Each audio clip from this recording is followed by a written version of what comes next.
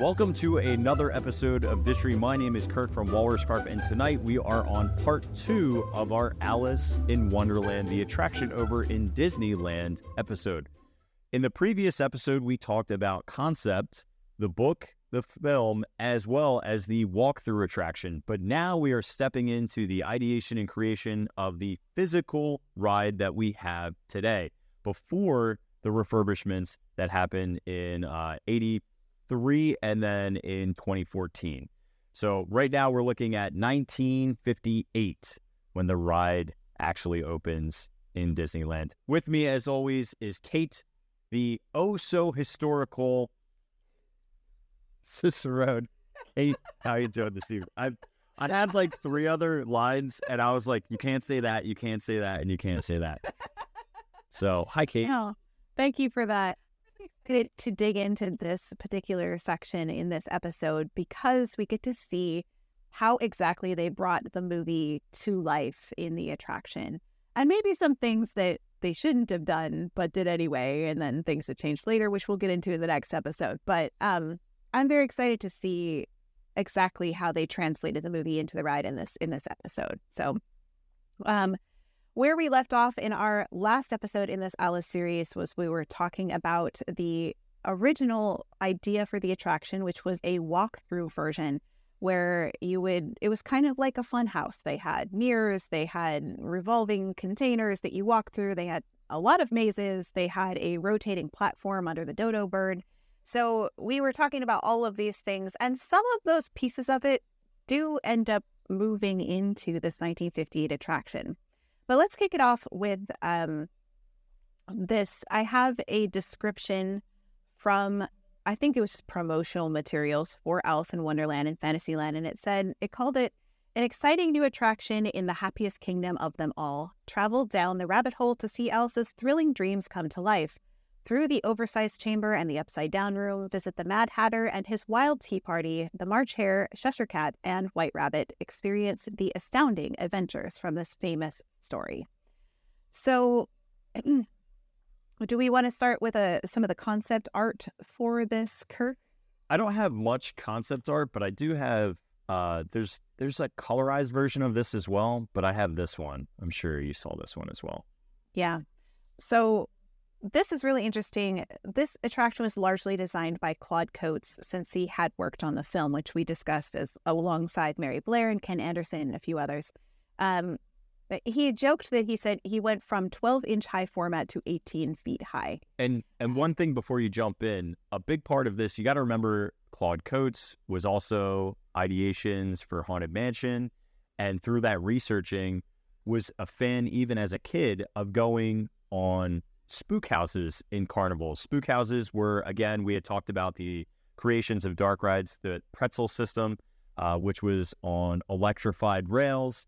So all of these concepts of things that he loved, grew up with, is kind of the benchmark foundation for how this dark ride gets created. Because we already had Pinocchio, same exact style ride system. We learned about all of this in, if you want to go back to our Pinocchio kind of micro series, we talk about those ride vehicles.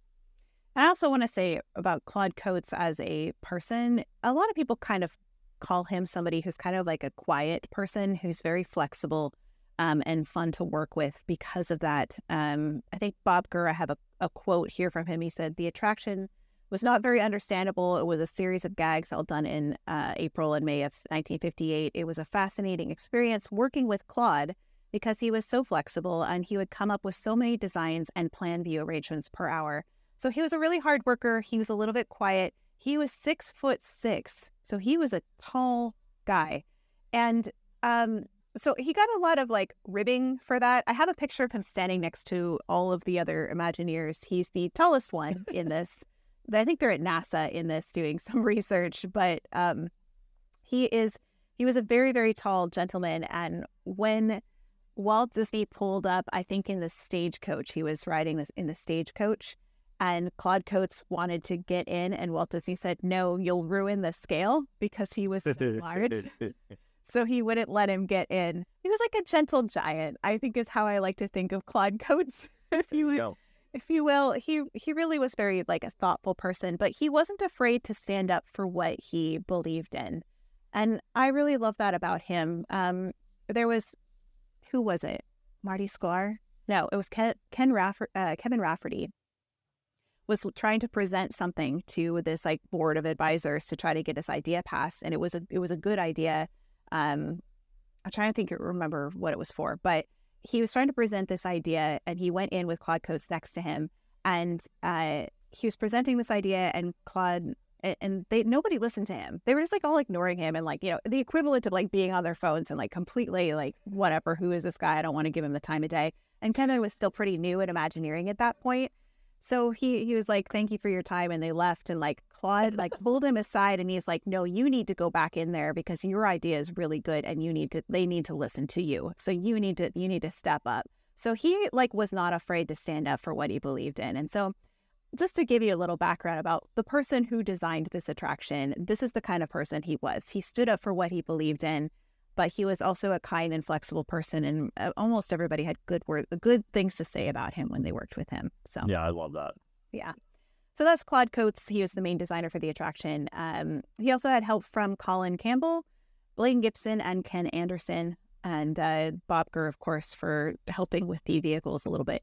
A lot of the scenes for this attraction were taken directly from the film. The ride guest became Alice, like we talked about in the ride or the walkthrough. We actually did see Alice in the attraction in a bottle and, you know, in various places.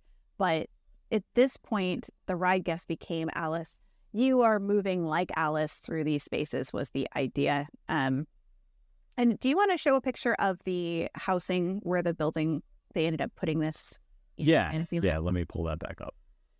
So the ride space, because they had originally planned to put this next to Snow White, and they ended up using that for the Fantasyland Theater, you can see in this picture here that the carousel is kind of an anchor point there. And you can see the building that's kind of like an L shape on the side of it was where they were originally going to put, the other side was going to put Snow White. And then next to it would have been, Alice in Wonderland. But because they put Fantasyland Theater there and they didn't put this in 1955 because of budget cuts, they had to put it somewhere. So they ended up doing an extension built onto the rear of the building that had Peter Pan's Flight and Mr. Toad's Wild Ride, which is how they made this into Disney's first ever two-story attraction, because a good portion of it actually goes over Mr. Toad's Wild Ride inside that building, which is such an efficient use of space, which Disneyland is known for. So construction on this ride began in 1957. And I do have some concepts for the queue before we get what we have now. And I think that was in, Kirk, I think you had some high resolution pictures of it, because there was Well, okay, so this is a split one, but I do have the bifold, but it's not as good. Because if you got it split, you're not going to be able to see this the entire cube area. So this is the first idea that Claude Coats had of the queue for Alice in Wonderland, and it would have been an English countryside. I don't know if you want to read any of the things it says there. Wonderland live through, designed by WED Enterprises, Disneyland Inc. Over here it says Alice in Wonderland. There's a ticket booth. There's a turnstile. Then you would enter and go over a tiny little cobblestone-style stone bridge over a waterway. And then you would notice there are several trees and tunnels, and that's where you would board the ride vehicle, which would go directly into the rabbit hole, which goes underneath a very, very large tree. And then when you're exiting, you go through a turnstile past the hedge maze, which is the very, very last section of the attraction, and another thatched roof housing on the left-hand side. Yeah, so much more elaborate than what we see in 1958. So if you want to keep that up, I'll show them a picture of what we actually ended up with for a queue in 1958. And it's not nearly as elaborate. So you can see there is a ticket booth that's a mushroom, which we'll talk about in a minute. There's some leaves. There's not much. It ends up being this garden where the idea is you've been shrunk down to a 3-inch size. And there's a good aerial view of what it looked like as well. So the queue, not much. I personally like the man's foot being used as a brake. Oh, it's my principle. I love that one here. Yeah, he's just chilling with the on the front of the caterpillar. So, there was another concept though in there about a rabbit hole for the queue. So there was the idea of like this, there would be a more pronounced down the rabbit hole area.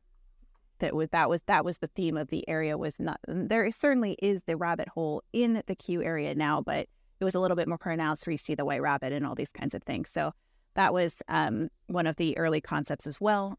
I like how in the other section it's showing the dual levels, and it's like these people are clearly I don't know what year they were from. This is probably in the 80s because it looks like a guy with like a sweater over his shoulder, and then showing the leaf ramp and then the rabbit hole in the potting. Because that definitely wasn't when it was first created. There's no way. Nobody was dressing like that in the 50s. That's straight up 80s yuppie. Like all you need is a Walkman and you're good. Well, yeah, the woman has pants on, so that's the number one indicator that it was definitely not the 50s and 60s, because women didn't do that as often back then. So what we actually did get was not only, we got this outdoor garden consisting of these enormous stylized vines and blades of grass. The blades of grass, I think they're largely misattributed to Mary Blair, although she did make a lot of things that he took from. So you can see some of them here.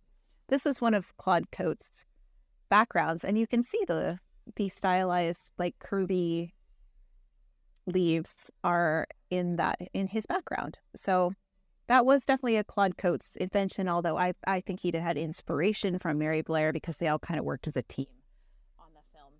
Especially the color treatment, because Claude did a lot of, utilized a lot of Mary's in that as well. For sure. They also had, you can see this pretty well in that picture there, they had kind of multicolored gravel and small shrubs underneath the giant stylized leaves. But something we used to have, but we don't have anymore, are the dandelions. And the dandelions, I'm really sad that we don't have them anymore because they're pretty neat looking. I think there was 4 of them. You can see them in this picture here. But they were these gigantic dandelions. And I think we lost them in the 1983-84 remodel is when they disappeared. But yeah. Here's like a black and white version of them. Mm-hmm. They're really cool. Yeah, they're really fascinating. And I'm super sad that they don't exist anymore. But you can also see one of the main features of this attractions, I would say it's the queue area, but it's also the attraction, is this giant stylized vine that the caterpillar crawls down. Really is kind of part of what you see while you're in the queue, is you're seeing the preview of the ride with all these cars traveling down this vine. See, not only from where you're standing in the queue, but you see it while you're walking by. And you also would see it from Holiday Hill, and later from the Matterhorn as well. So it's what draws people to the attraction. It would sell the attraction to people, because you have to remember back then, people had a choice about where to spend their money in Disneyland, and the rides did have tickets. So this was a C park ticket for 40 cents when it opened. Later became a D ticket as well. It downgraded to a B ticket in 1971 for 25 cents. So they would want people to be able to see a preview of the ride, because then it would entice them to spend their money to go on the ride, which is not something we have today. So it's not something we often think about. But yeah, I just think it's also interesting too, because now this entire structure has a roofing system on it. So for me, if I was viewing this in the 50s, this would be more enticing than how it looks today. Well, it doesn't have a roofing structure. Well, it has a tree. It does for this section. So you have a tree right here, right where the dandelions are. There's like a massive tree, like either on one of these sides has one. Yeah, but there's all of this is enclosed as for safety ramps. They basically have put platforming around it. Yeah. So what I'm talking about is the vine structure itself has probably like 5 feet of exterior pathing now, just in case, because this ride does have a tendency, and if they have to offload people, doing it on the vine part is actually pretty dangerous. Oh, Kirk. So, okay. Well, that is something we'll have to get into next episode, because we like to call that the safety railing debacle that happened in 2010. And it was massively controversial with Disneyland fans, and also very, very sad. So we'll definitely get to all the history of exactly how that went down in next episode for sure. The other thing that we were talking about is the giant pink mushroom ticket booth. So I mentioned you can purchase tickets, and this is something that's pointed out pretty often, how this ticket booth still exists. I think there was a cast member that said it was their crying booth now, which actually made me really sad. So be kind to your cast members, people, just saying. But this is what it used to look like, and you can see it says ticket book holders there, and with a giant storybook paying homage to that original storyline of Alice in Wonderland by Lewis Carroll. So now it is this yellow ticket booth. They've repainted it and don't sell tickets out of it anymore. And they actually moved it because it was closer to the center of the queue. If you look in this picture that shows pretty well, it was more towards the center, and now they've moved it kind of to the end in the corner where the attraction curves around. So that has changed over time. But yeah, the ticket booths. That's cool. Yeah. So that was the queue. Do you have anything else for the queue before we move on to maybe the ride vehicles?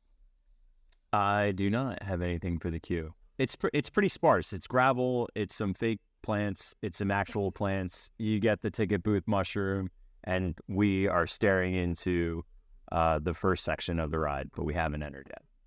Yeah, the only other thing I would say is they used to have those big leaves that they would use for shade, like you can see in this picture of Walt Disney on opening day.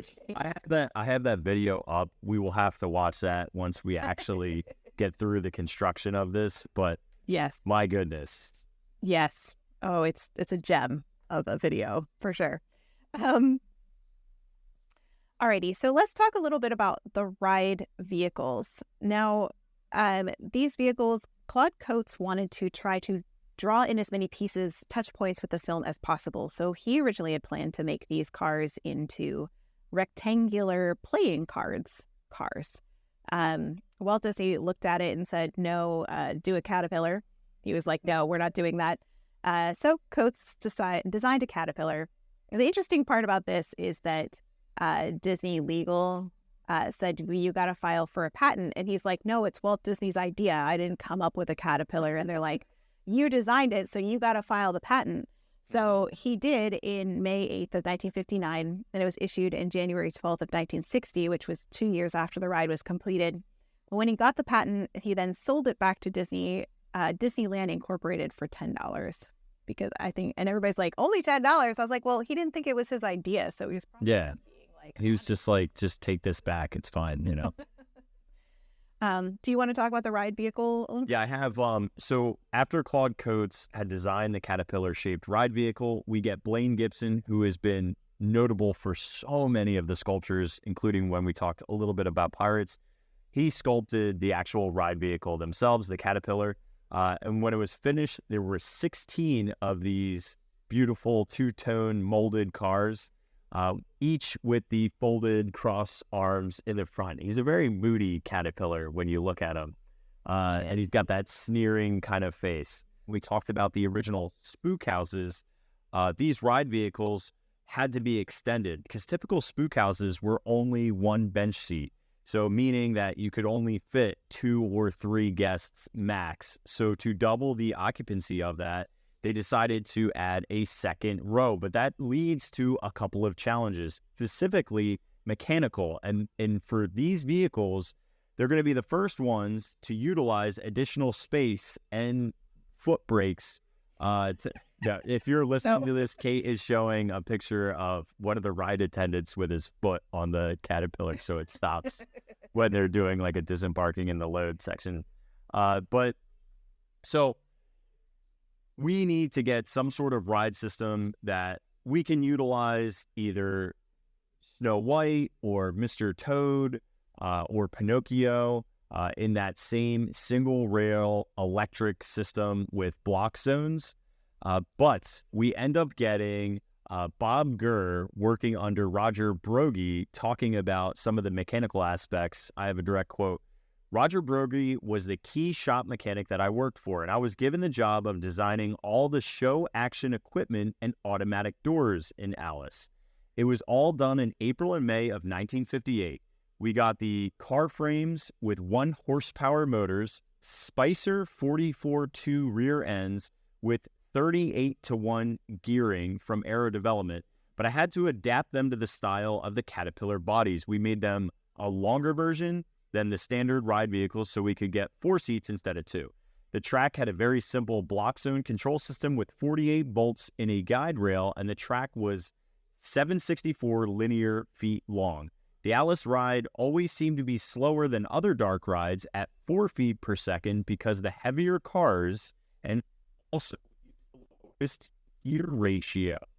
That was so it could get up the incline that the ride's second floor had. The minimum performance in any ride is a cold start on an incline, and if the ride shuts down, it has to restart. So I actually found a picture too. Hang on. These were not only these axles that Bob Gurr is talking about. I remember Bob Gurr was the inventor of the Gurr-mobile and many different Frankenstein mechanic and cars for Main Street when we got our Main Street vehicle.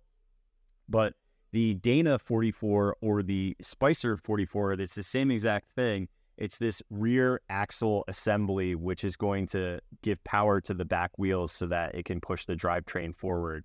And interestingly enough, the Spicer 44 or the Dana 44, same exact thing, you can use them interchangeably, was used in the 1955-56 Ford Thunderbird, the Jeep CJ7, the Jeep Comanche and Cherokee in 76 and 92.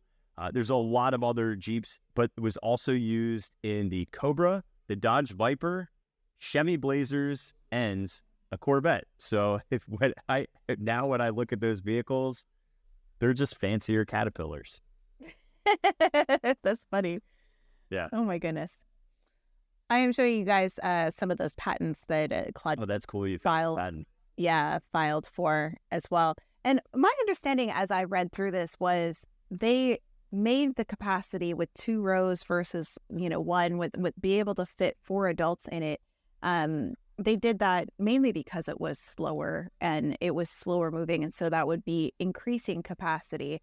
But it's interesting because from what I hear you saying from Bob Gurr is more like it was slower because it was like it had to go up and down incline. Well, it was.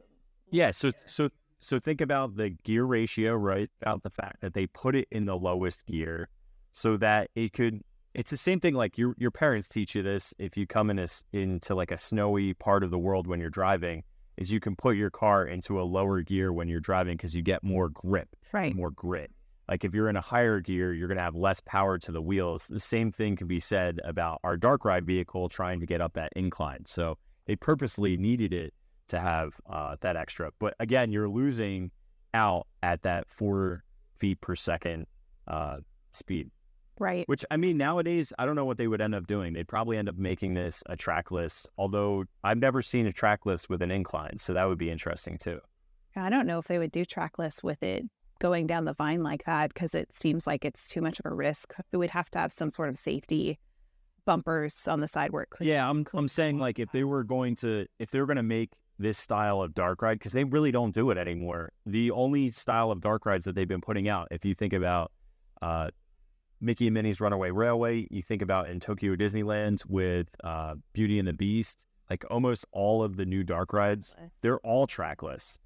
Rise of the Resistance, trackless. Like, I don't know why, but for some reason, I think it's probably the ride vehicle shape and size. They could get a much larger shape and size and have the ability to turn and move those vehicles in really unique sequences, which could change the way that you're even.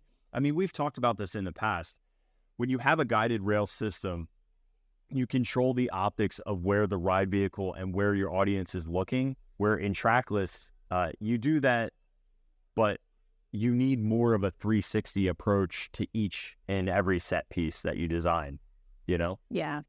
It's true. I found a cool control panel picture with all the block break zones. So it shows like it shows all the segmented out. It looks like an S that's cut. And each one of these segments is where they can just allot certain electricity. So if they ever needed to stop, each one of these little segmented stops are a block zone. So you can see how a ride gets disseminated out to each one of these zones. Yeah, that's pretty neat. Yeah. I love that. If you go on the People Mover, it's probably the most apparent one that I can see that shows they use block zones as well, but it's different because they can continuously put power at any one segmented spot. So there are technically zones or areas, but it's all one continuous loop. But you can see that control panel really easily if you go to Walt Disney World. When you're exiting, look to your left on the escalator, and you'll be able to see a really cool diagram with a layout of all the different zones. I can't think of any other older attraction where they have an old school control panel like the People Mover does. So, yeah, I mean, there's quite a few in Disneyland, but Disneyland. Oh, that's good. Oh goodness. Alrighty, so that is the ride vehicle. Should we talk about the ride itself? No. Yes. Yeah, we can talk about the ride. I'm into it. Is this the point where do we want to? Because I have a lot of like what it actually looked like, but we can also. I almost feel like this VR trip is the best way to see it. Yeah, let's do the little VR virtual reality kind of tour through it, and then we can go back and kind of fill in some details because they'll give people context about what it is. I think we can pause through in certain scenes. Like if we want to disseminate it out in the block zones, like we can by going through each one segmented section and then showing actual photos. If you don't have them, I know I have some, so I can like scoop between the two. Yeah, I have a couple. Before we show that though, I have a couple of just generic things about this ride. Well, and do we want to show opening day before we show that? Because it's no, don't show. Well, I mean, I guess like we're going on the attraction. We usually like build the attraction. But yeah, here, hang on. I have Walt Disney with opening day. I just have to make sure it's muted because there is. Yeah. Do you want to talk about it? Because this like runs about maybe 50 seconds. Yeah. So during opening day, we have Walt Disney had this little ceremony for Alice in Wonderland, and they rode down Main Street USA in like a horse and buggy essentially, and then they had a little Alice and a gigantic key that was brought out by a very scary looking white rabbit that looks nothing that you can see the hair. It looks like Donnie Darko is handing the key to Alice. But this key shape, I swear, is so similar to our earlier concept art of the walkthrough key. They look the same. So I think that's kind of funny with it comes out of the rabbit hole. Right. He's like popping out of his rabbit hole with this gigantic key, which kind of bends a little. It's like flimsy. It's like, what is it made out of? Paper? Like what? Like 20 weight? And so Walt Disney holds it for a little while. White Rabbit gives it to Alice, and Walt shakes the White Rabbit's hand. He doesn't look anything like the White Rabbit from the film. He's literally like a costume rabbit from like the Halloween. Yeah, this is definitely just a random. And the best part is coming up right now. So imagine if you're listening to this, imagine the White Rabbit is like a giant latex one-piece mask with half the back of the head exposed, so you can see this person's like full neck hair. Like it's a human clearly underneath there, and they're in almost like a felt onesie, white onesie, and the coloration of the costume and the mask are completely different. So this is obviously off the shelf Halloween mask that they were like, oh, that'd be a good idea, and found what they could. And then Walt Disney sits in, which I think this is good, that they have to follow the White Rabbit down the rabbit hole. So the T-bar You have the White Rabbit on the first row, and then you have Alice and Walt Disney in the second row for the very first inaugural ride. Behind them is Mickey, a very scary Mickey and Minnie, and it looks like Chip. Or is that Chip and Dale? It's another rabbit, like a brown one. It's a brown rabbit? I think so. It's like they're like weird looking. I don't know. They look like squirrel characters. The one has a top hat on. I don't know what they are. But then he characters. But he flicks the back of the rabbit's like rubber mask ears, and they like twitch with it. And he's like clearly just like messing with the person that they put in the rabbit head. Well, so I'm going to preface this by everybody's kind of saying like those characters look scary, Mickey and Minnie especially. And yes, well, so to give you a little bit of context about the characters in Disney, on opening day in 1955, which was 3 years before this, Disney didn't actually own any characters, costumes, like at all. They licensed them, they leased them, or they licensed them to the characters to the Ice Capades, and then they rented the costumes back from the Ice Capades for opening day at Disneyland. And remember, by this time, they're like out of money. So it took a few years. You can kind of see Kirk is showing you what those costumes look like. And that's why they look kind of scary, because the ice dancers had to be able to see out of them. So a lot of their heads were made out of mesh, and they didn't have any like body suits because they had to have mobility as ice dancers, right? It's the cut lips for me. I mean, they have 3 massive serrations in their upper lip to the point where it's just a giant triangle missing from their lips, both on Mickey and Minnie. And then there's another one right in between their eyes is just another gouge mark. It is very strange to look at. Yeah, because it's all like mesh so that the ice dancers can see out of them. So they did use these costumes for a while because they just couldn't afford to get their own. By the time Alice in Wonderland rolls around, I believe that they have made their own costumes, but clearly with like a similar mold, but without all of the mesh, right? By 1958, they've at least like had their own costumes at Disneyland, but they're clearly modeled after the same one. Wait, what is the deal with why is Mickey's in the opening day of Alice in Wonderland, Mickey's poking at the rabbit's ears too? What is the obsession with poking the rabbit's ears? I don't know. They're tempting, I guess. I don't know. But so just to give a little bit of context before we move on here, these costumes didn't really get standardized until about 1961, 1962. And that's when we start to see those giant head characters come in. But at least they all start to look a little bit more like Disney characters. Yeah, I mean, I'll take the giant plastic heads any day over what they had prior, because that was a nightmare. So like you can see here, this is more of the 1960s, and you can see Walrus from Wallace and the Carpenters there as well. And then there's the Mad Hatters, this giant rubber head, and the arms really weren't functional at that point because the costume head went over the cast members' shoulders at that point. So that's when I love that they had a walrus. Standard, yeah. Quite a while. Apparently, he came out for like a hot second. They brought him out for some party. I don't remember when, but I was like, "Are you what? How is this a thing?"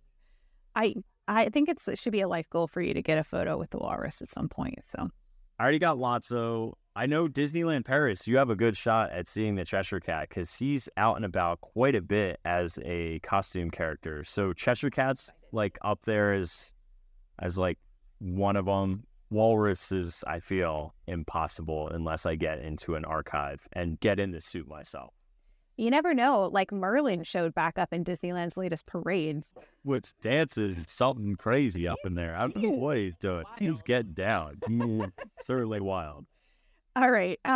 Reeling it back into this attraction. So that was opening day. I do have a Disneyland promo from 1958. This is actually something they handed out in the beginning of when people would enter the park. They handed them this card that says, "See and enjoy Disneyland's newest attraction." And it came out the same time as the Columbia sailing ship. And also the Grand Canyon diorama was featured on there as well. But it says, "An exciting new attraction in the happiest kingdom of them all. this is like the same thing that I read you guys before, Travel Down the Rabbit Hole and whatnot. So that came from this little handout that they would give people, trying to entice them to spend their money to go on these rides, because we still had the ticket book phase, right? Yeah, you get them in, but you still need to get them to go on some rides.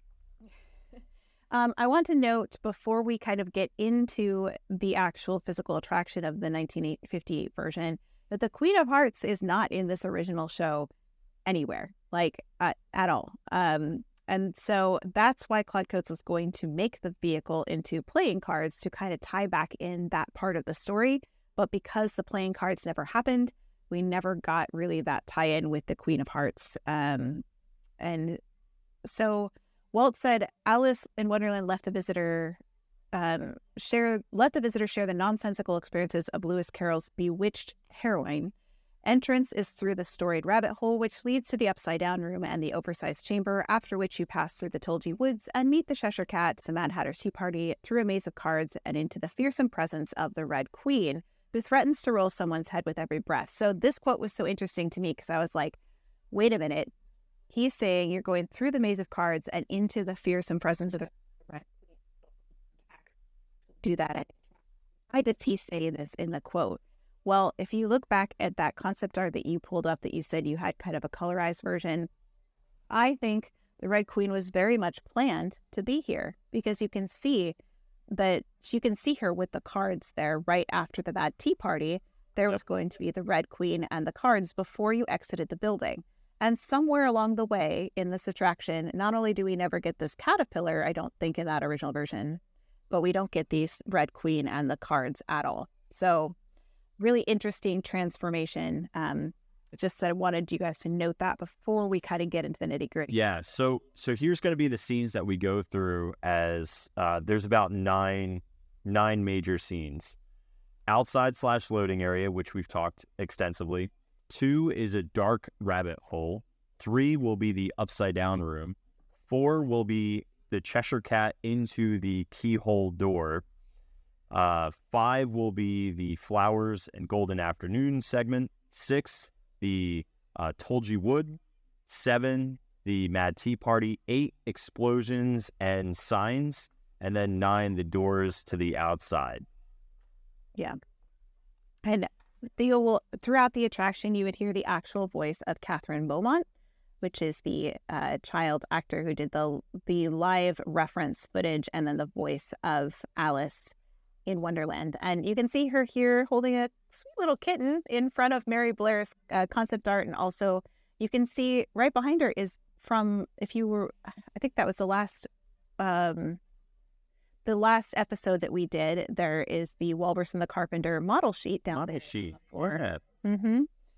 So you can see Catherine Beaumont, and you'll hear her voice. And her voice is used even today, too, in the attraction, which we'll get into in our next episode. I'm into the rabbit hole. Now, I got to give credit where credit is due. Due to the efforts of Don Carson, meticulously recreated not only a virtual reality version of the 1958 attraction, but also just a computer simulation that we can physically watch and ride through. But if you have one of those fancy VR headsets, you can go on YouTube and go on Don Carson's channel and check this out. Because there's not a ton of photos, but they did their best to piece everything together to recreate the attraction in its opening day form. So this is actually really amazing to have that, since we don't have any video footage of the ride that we can show you. This is incredible. Yeah, and if there's actually a segment where he is showing how they colorized rooms. I don't know if you watched any part where they show source material and how then they drew it on top. It's so accurate. This is fantastic. So this is like as good as it gets to a POV of 1958. Yes. So we start out and we're headed down into the rabbit hole. And there's not a lot here, but they did have a big convex mirror that would make you look like you were upside down in this room, much like Alice when she's actually falling down the rabbit hole in the movie. We do have the audio silenced here because it does use IP from Disney. But it's not just like a blank hallway. There is some narrative that's pushing us through here as well. Yeah, she says, Catherine Beaumont says, my adventures in Wonderland began when I followed the white rabbit down the rabbit hole. Down, down, down, is what she says. Now we're entering into the upside down room. You can notice chairs, tables. There's also inkwell and a fishbowl. Looked like it was like bubbling out of the fishbowl, and the inkwell looked like it was dripping as well. And then all the way at the end is the white rabbit on a trumpet or a bugle. And as we turn around, the other thing that you notice here is, and I want to highlight this just for 2 seconds. Leave that photo up. This time period of 1958 is important because we get the introduction of black lights. So black lights and blacklight paint allow for very vibrant features, which didn't exist for some of the pre-existing Disneyland attractions. So they use that extensively in here to make things pop. And I just think it's kind of cool. And it does give you very much the vibe, though, of some of the other attractions. Specifically, I think about Pinocchio and I think about Mr. Toad as dark rides. And there's lots of flats, but in here we're getting a lot of sculpted 3D pieces as well, not just mainly flats, which is pretty much all Pinocchio and Mr. Toad is. You mean Peter Pan and Snow White and Mr. Toad were all kind of flats, but Pinocchio was not. Pinocchio had 3D sculptures, remember, because it was 1984 was when it came out. So Pinocchio actually has quite a few of 3D ones. No, it's okay. But you're right. All the original Fantasyland dark rides only had kind of those 2D painted flats. And it wasn't until much later, till when we got New Fantasyland, that they ended up having the 3D figures that we know them to have now. So the fact that this ride had these kind of 3D sculpted elements to it was a big deal at the time. People hadn't seen any rides like it in Disney before. Mm-hmm. So you go past a section with a kitchen and then into a very, very large keyhole. Now, these ones are flats here, but... So they had a 15-foot table and a 6-foot cushion that the Cheshire Cat actually sat on top of. And I think it's interesting that you see the speaker in his mouth because he did That's very obvious. say things. But he's sitting on a 3D cushion, but it's kind of like a flat of him. And so this is called the oversized room. So you just feel like you have shrunk down. And the narration for the upside down room was, then I was in an upside down room where the floor was where the ceiling should be. And then, they had some kind of creepy dialogue for this Cheshire Cat. And they did make him a little less creepy over time. But that's why he had the speaker in his mouth that's pretty visible there. The caterpillar then goes through the giant door lock from the film and into the garden and the flower room, which is what comes up next. And it's in this room that the caterpillar then climbed to the second floor, where the guests are serenaded by the flowers singing Golden Afternoon, which we talked about in our previous episode for Alice in Wonderland.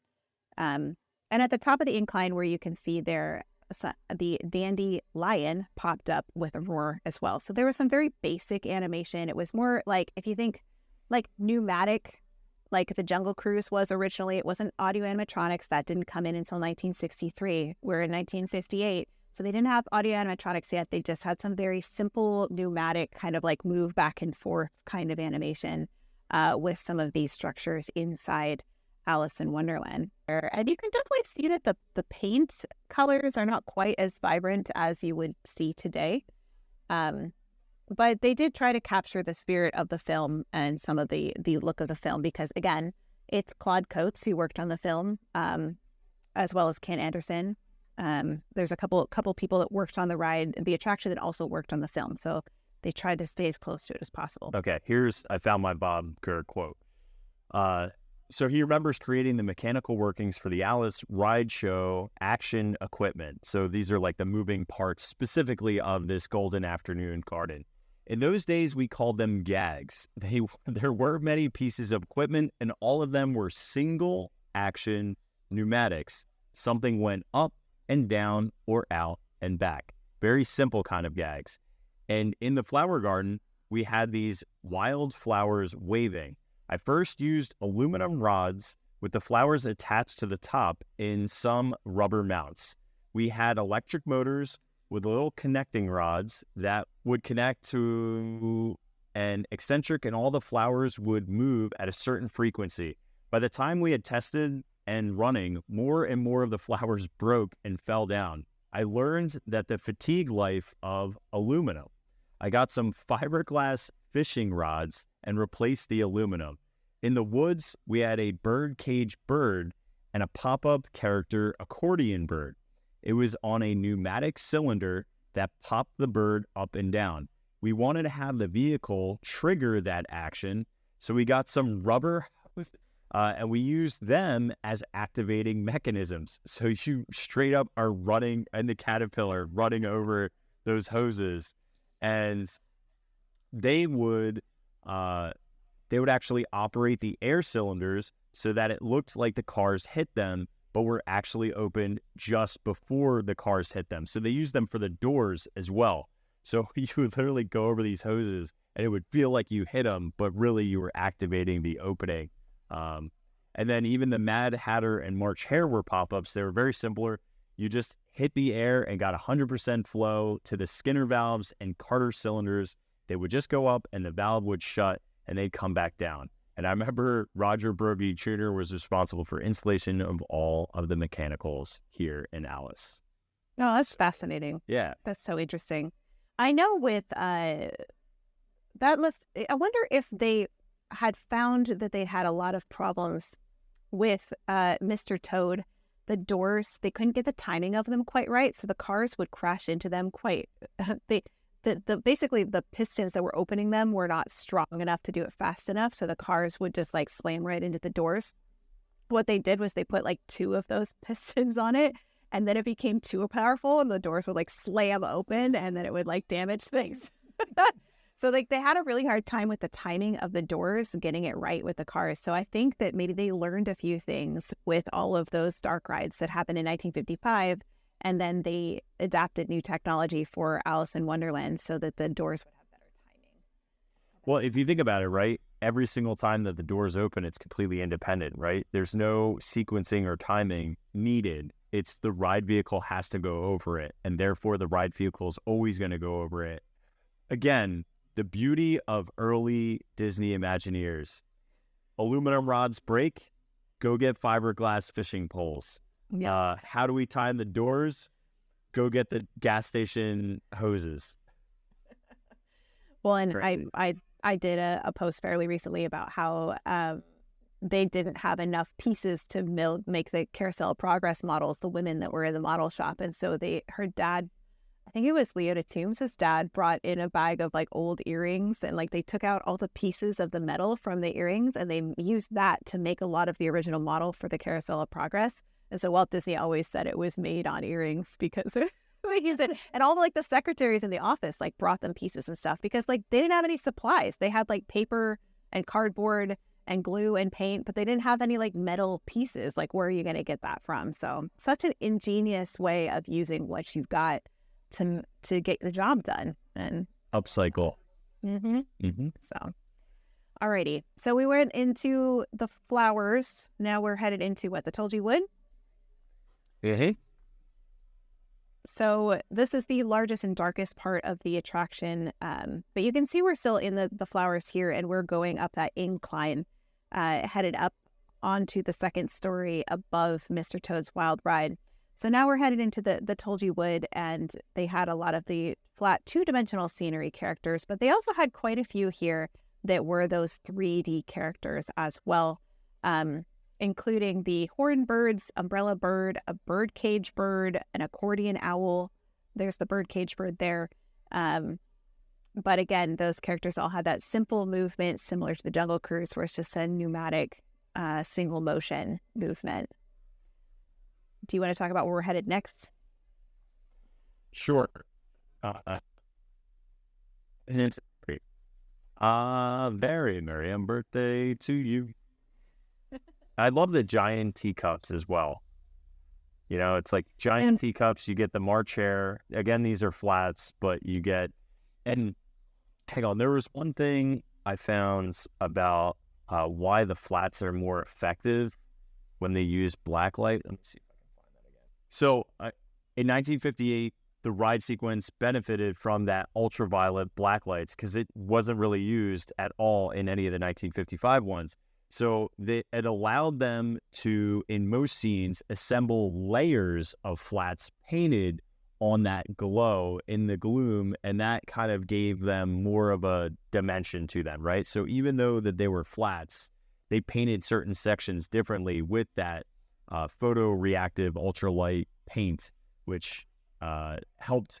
It also, they could layer in sequence in a way that could distort things as well. So doing kind of like optical illusions with your eyes, particularly furniture, things that were hung upside down, and then like the strange birds, all of the other Tolji wood creations, the huge teacups, and again, our March Hare and Mad Hatter get more depth to them rather than just like a standard flat.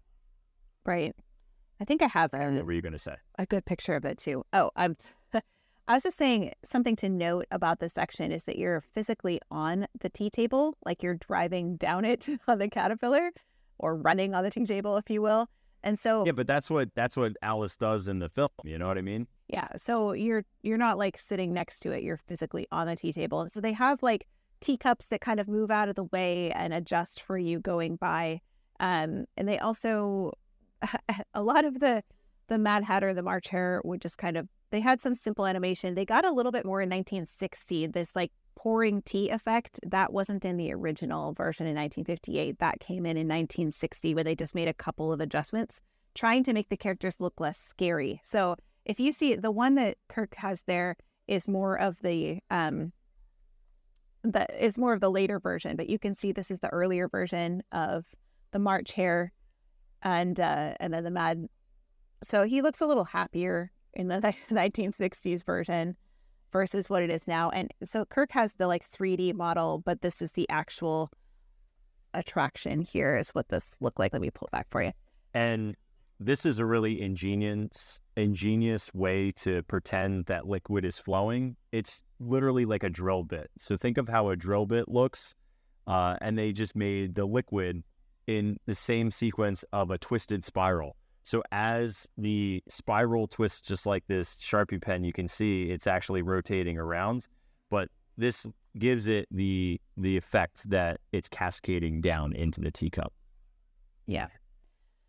So after this scene, we have a really interesting sequence where it seems like the cake is supposed to be exploding. So we see some things on the walls that show up that look like we kind of go through like the teacups and the teapots, and we see the dormouse in the teapot, and then after we go through this cracked teapot, we enter in this area where the cake is now like exploding. So wait, would you say that this is a crackpot? I guess you. And you see giant kind of like cows on the wall where the teacups exploded. And then we see some Tolji wood signs, like kind of you're like trying to figure out how to get out at this point. And then we go through the series of doors that get progressively smaller, and each one coincides with a Goofy yell, which is basically Disney's version of the Wilhelm yell. If you're familiar with that, it's like a yell, a famous yell that was used in a lot of films. But this Goofy yell happens as these doors open. And the last one that you hear in the 1958 version is still in the Disneyland attraction today. That's funny. Yeah. So why did he put the Goofy yell in there? A lot of people are like, oh, it's the Mad Hatter, like, you know, yelling or whatever. But it's clearly Goofy.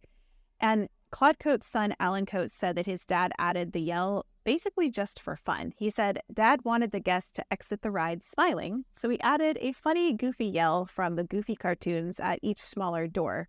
My brother Lee and I would always come out laughing. So it was basically just to make you smile before you left the attraction. So that's all it was. That's all it is. Yeah. No. That funny enough, I only know anything about the Wilhelm scream because there used to be a beer that was called, it was like a pumpkin beer from Magic Hat that was called like Wilhelm something, right? And it came from a cowboy film. and it gets sampled all the time. Like George Lucas uses it a lot in Indiana Jones and the Star Wars films. It's like a scream that is so iconic. It's used in so many films. But yeah, that's I never would have thought to put two and two together with the Goofy yell being like their version of the Wilhelm scream, which it pretty much is. Yeah. It gets used a lot. Yeah, and a lot of people, when I made a post of this, a lot of people were posting, like, you know, in the comments, and they're like, it's the Wilhelm scream. I'm like, it's really not, though. It's not. But it's not. No, I didn't say it that way. No, you should have. You should have, Kate. No, but if you hold them up against each other and you listen to one side by side, they're not at all alike. But the Goofy yell itself, or the Goofy yodel, as some people will call it, Disney does use that in so many movies and shows and cartoons throughout, and not just with Goofy, with all kinds of things. It just became kind of the standard yell that they use whenever somebody is crashing through or falling or anything like that. So, or like the droid scream. Yeah, the R2-D2 scream gets used a lot too in the Star Wars one. Yeah, that's true. Yeah, so after we go and we crash through all these doors, that's pretty much it. You go down the winding leaf to the bottom of the loading platform, and that in 1958, that is where that ride ended. Yeah, it just does a little hairpin turn and you're done. Yeah, I think I have a picture that shows you a better view of exactly how that worked. But so you'll see here at the end, there was these two doors. So you would think that the cars go in there, but that's actually just where they did maintenance on the vehicles. So they weren't part of the attraction at all at that time. Thank you, everybody, for joining us for this episode of Distory with Kate and Kirk. We really enjoyed diving into the 1958 version of Alice in Wonderland and seeing how things were a little bit different than they are today. But next episode, we'll be going into the 1983, 84 changes and all the way up to its current version, seeing how they changed everything with new Fantasyland, or maybe not everything. So we'll see you next week. Thank you for joining us. We'll see you soon. Bye. Bye.